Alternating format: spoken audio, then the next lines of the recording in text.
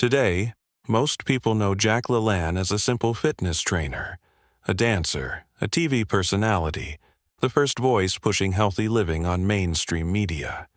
But it was never that simple. Never. Especially in the 1950s, when the entire medical establishment looked at him and saw danger. Actual danger.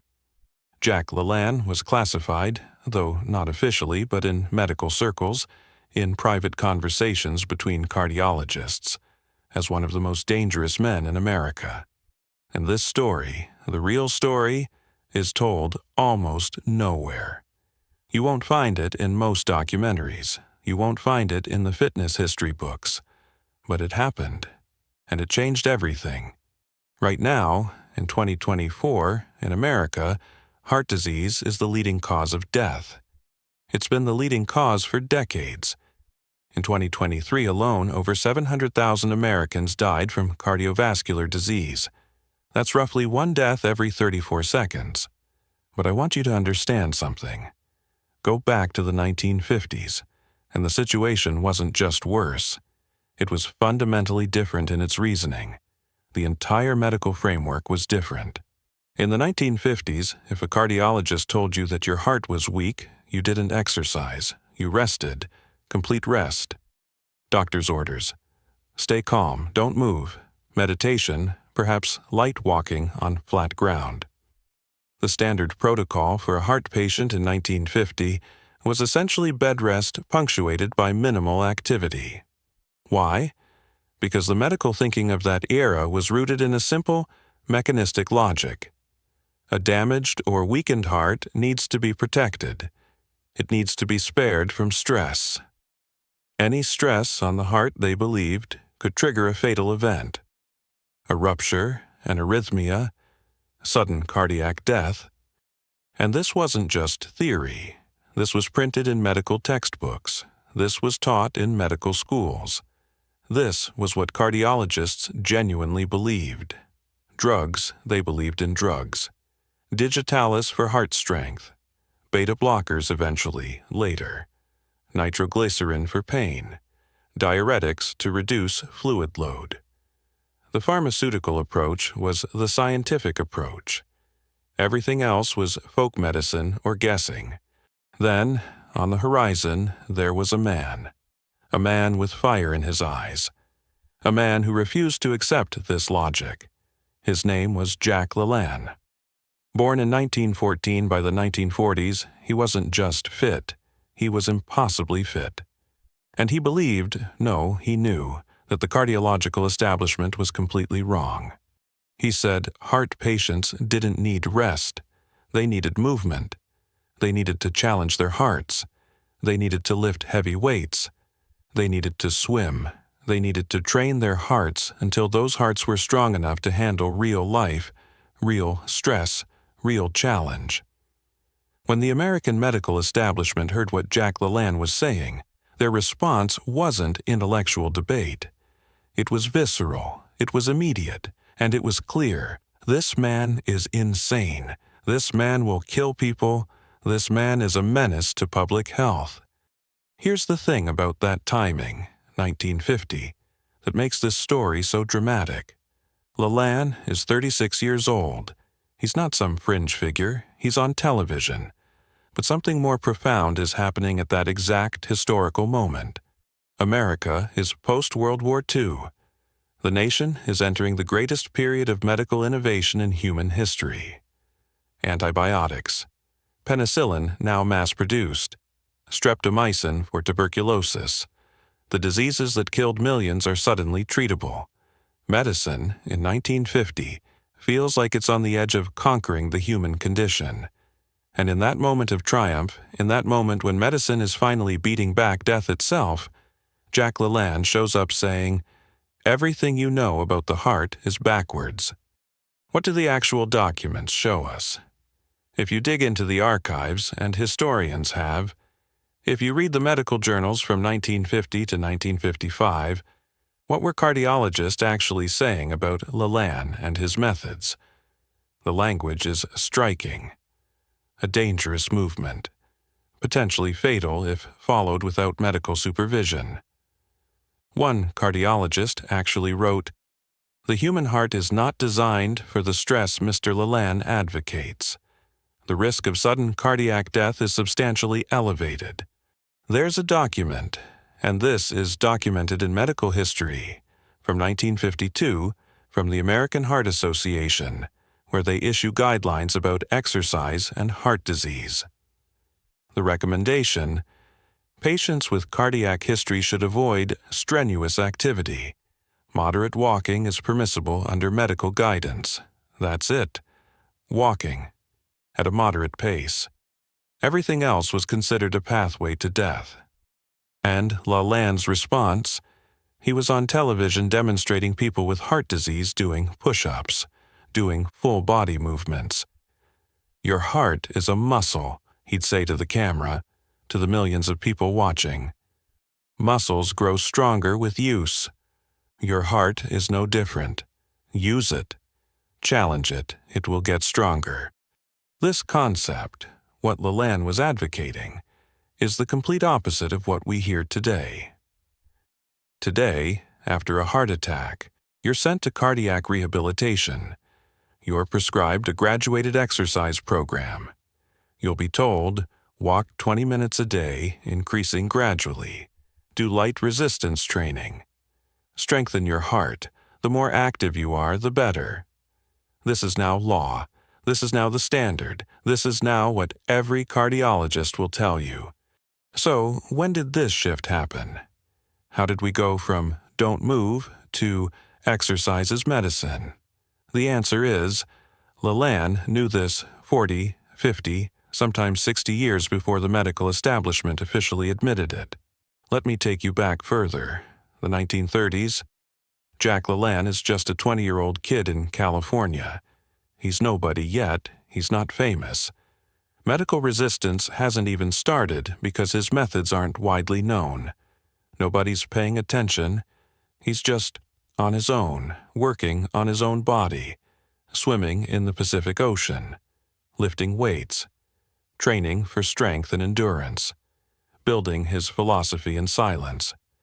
But then, in 1936, something changes. Television is invented. Early television. Primitive, fuzzy black and white images. And Jack LaLanne has a simple idea that would change everything. Why don't we share all this health knowledge with the public? Why don't we get millions of people sitting in their living rooms to actually move their bodies? Why don't we teach people that their body is not something to be afraid of, but something to be trained? In 1944, his first TV show launches. It's called Jack LaLanne's Show. Early morning daytime television. 1 hour, 5 days a week. And here's the critical thing. It's live broadcast.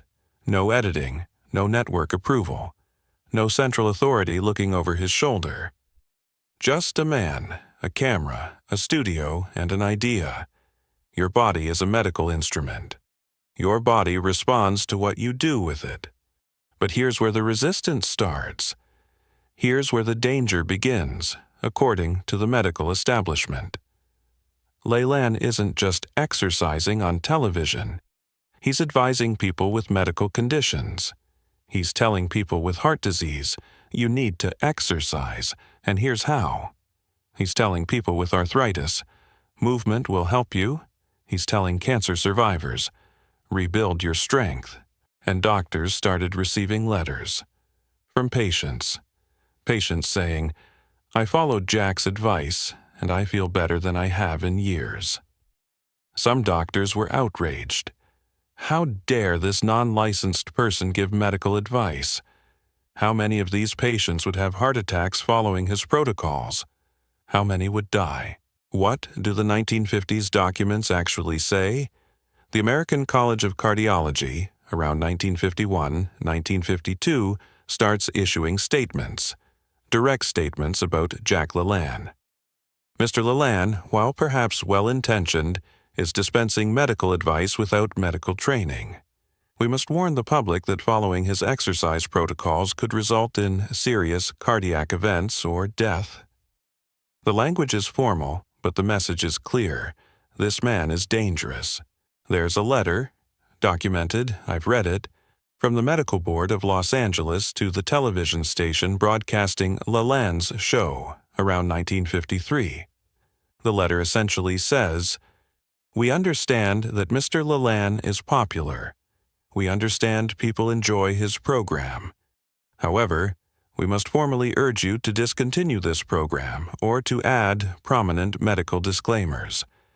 Without such disclaimers, your station may be liable for any cardiac events that occur in viewers who follow his advice." Some doctors actually wanted legal action. Some talked about licensing violations. Some brought the issue to their local medical associations. The resistance was real, documented, and intense. But here's what happened. The television station saw ratings. The ratings were good, more than good. They were extraordinary. Viewers loved it. People were watching. More importantly, people were writing in. Thousands of letters. Patients writing that they'd been following LaLanne's advice and they felt better. People with arthritis who could move again. People with depression who felt stronger. People with heart disease who felt their stamina returning. LaLanne's defense was straightforward, almost stubborn. "I'm not practicing medicine. I'm explaining how the human body works. I'm teaching people to move. Movement is not medicine. It's biology. It's what humans are designed to do. I'm not treating anyone. I'm educating people." But the medical establishment didn't buy it. They saw a threat. They saw their authority being questioned. And in the 1950s, the medical establishment's authority was near absolute. Doctors were gods. What they said went. Time moves forward. The 1960s arrive. Something starts to change. Slowly, quietly. But it changes. Why? Science. Real science. Controlled clinical trials start happening. Researchers begin studying what happens when heart patients exercise versus when they rest. And the results start to surprise people. In 1966, something significant happens. A major study comes out of Europe showing that heart attack survivors who engage in light physical activity actually have better outcomes than those who rest. Recovery is faster. Return to function is better. Some recover more completely. It's a small study, but it's real. Then more studies. Throughout the 1970s, the evidence mounts. And it's undeniable. Heart patients who exercise recover better than those who don't. They have fewer reinfarctions. They die less frequently. They return to work faster. They have better quality of life. And this evidence is published in major medical journals. Cardiologists start reading it. And slowly, very slowly, they start to shift their position. Wait, let me just pause here for a moment. Jack LaLanne said all of this in 1950, publicly, on television, decades before the clinical evidence proved him right. That's worth sitting with for a moment. He didn't have the studies, he had something else. He had observation, he had logic, he had his own body as evidence. By the 1980s, medicine has officially pivoted. Cardiology has completely reversed its position. Now, instead of bed rest, the standard protocol for a heart attack patient includes cardiac rehabilitation. Graduated exercise programs. Within days of a heart attack, you are being mobilized. Within weeks, you're doing resistance training. Within months, you're potentially returning to normal activity. This is now standard. This is now law. This is now taught in medical school. And if you ask a cardiologist in 1985 why exercise is good for the heart, they'll give you the clinical explanation. The physiological mechanism, blood flow, cardiac output, endothelial function. They'll make it sound like this was always known, always obvious, always the logical conclusion. But it wasn't, and that's the story that gets erased. Here's something that gets less attention but is absolutely fascinating. In 1984, when LaLanne is 70 years old, researchers decide to study him. Not his methods, him, his actual body, his actual physiology.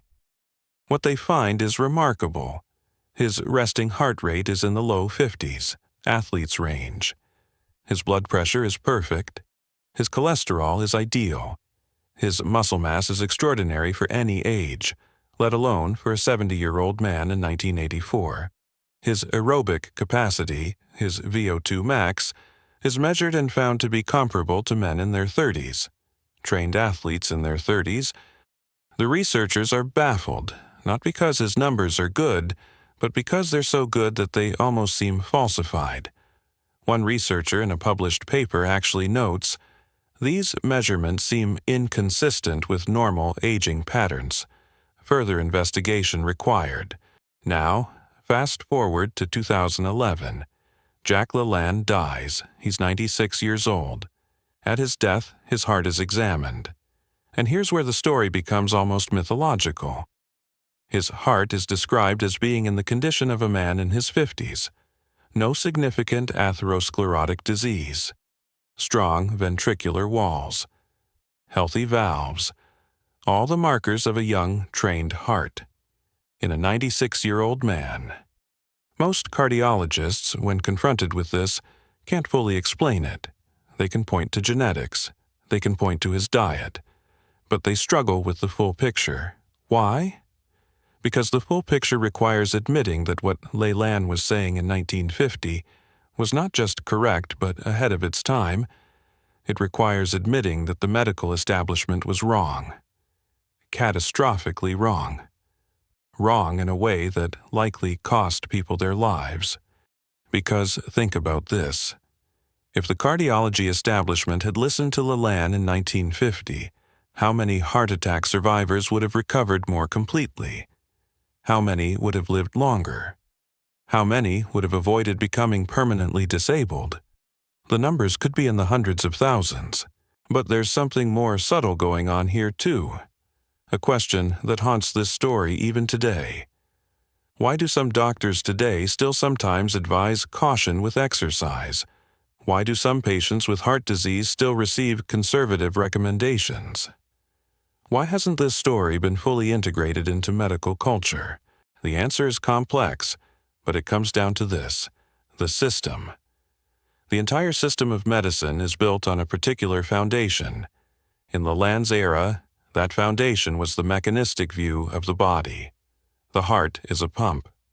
The body is an engine. Machines wear out with use. So you protect them, you limit their use, you service them with medication. This isn't just a medical philosophy. This is an entire economic system. This philosophy built hospital systems. It built pharmaceutical industries. It created the modern medical hierarchy. Doctors at the top, dispensing expertise. Patients at the bottom, receiving treatment. This system has been the foundation of medicine for over a century. It's made trillions of dollars. It's embedded in medical education, medical licensing, medical law, and this system, this deeply entrenched system, is actually quite resistant to fundamental change. Because fundamental change would require admitting that the system was, in key ways, backwards. Here's what's interesting. Modern medicine has officially accepted that exercise is beneficial for the heart. Every cardiology textbook now says this. Every cardiologist will tell you this. But there's a difference between accepting something intellectually and actually integrating it into how you operate. There's a difference between saying exercise is important and actually making intensive exercise programs the primary intervention instead of the secondary one. In many parts of the world, even today, the pharmaceutical approach is still the first approach. A patient develops high blood pressure. The first recommendation isn't always intensive exercise and dietary change. It's often medication. Why? Because medication is easier to measure. It's easier to standardize. It's easier to monetize. And the system, the entire economic system of medicine, is built around medication. LaLanne, standing against this entire monument, this entire system of caution and pharmaceutical dependence, was simple and clear. Your body isn't a machine to be maintained carefully, spared from stress, and kept in storage. Your body is a movement mechanism. It's designed to move. It's designed to adapt. It's designed to challenge itself. Your body needs constant dialogue with your mind, constant movement, constant growth. And when you give your body what it actually needs, when you stop protecting it and start using it, it responds. It becomes stronger. It becomes healthier. It lasts longer. And here's the thing. At 96 years old, still exercising, still moving, still breathing deep, still living, LaLanne proved his point. Not just with studies, not just with data, with his actual life, his actual body, his actual longevity. But maybe the most important question, the question this story really raises, is this. What other assumptions have we made about our bodies that are backwards? What other systems have we built on foundations that, when examined closely, don't actually make sense? Which institutions are currently, right now, actively resisting the truth because admitting the truth would require dismantling the systems they're built on? And more personally, which LaLannes are standing at the edges of our world right now? Which voices are being marginalized, criticized, or resisted by powerful institutions? And how many of us are listening to the institutions instead of listening to the people actually living the truth? These are the questions that the story of Jack LaLanne should make us ask. Not just about medicine, but about everything.